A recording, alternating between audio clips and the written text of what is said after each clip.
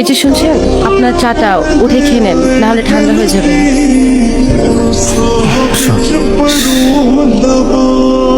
আমার শুধু চা না, সাথে সিগারেটও লাগে। কিন্তু সিগারেট তো খারাপ ছেলেরা খায়। আমি তো খারাপ ছেলে।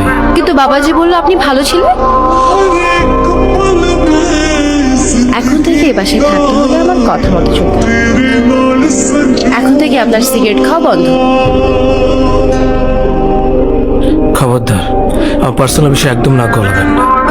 আমি আপনাকে বিয়ে করেছি ঠিকই, কিন্তু স্ত্রী অধিকার দেয়নি। এটি শুধু নিয়ম রক্ষা দিয়ে।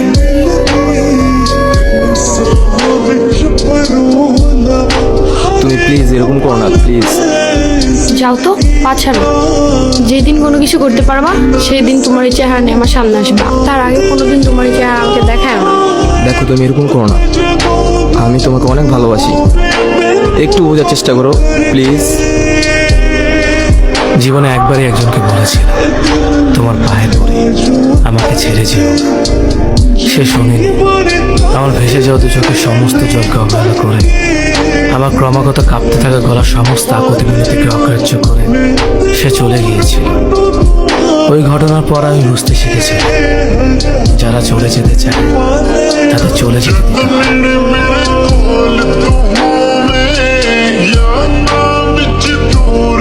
এসব মানে কি? কই, কোনো মানে নেই তো। আপনারা বললেন বাসায় সিগারেট খাওয়া যাবে না, এবার আপনি সিগারেট এনে দিলেন যে। ওসব আপনি বুঝবেন না। আমি অনেক ভেবে দেখলাম, আমি যদি আপনাকে সিগারেট খেতে বাধা দিই, কোন দিন যেন আপনি আবার বলে বসেন আমি আপনাকে বিয়ে করেছি ঠিকই, কিন্তু স্ত্রীর মর্যাদা দিই। যাক, আপনার ব্রেন তাহলে মাথাতে আছে। আচ্ছা, একটা কথা বলবো, কিছু মনে করবেন না তো? জি, আমি কিছু মনে করবো, বলার দরকার নেই। আচ্ছা, করলে করেন, তবু বলি, আমাকে তো মার্কেট নিয়ে যাবেন, কিছু কেনাকাটা দরকার ছিল।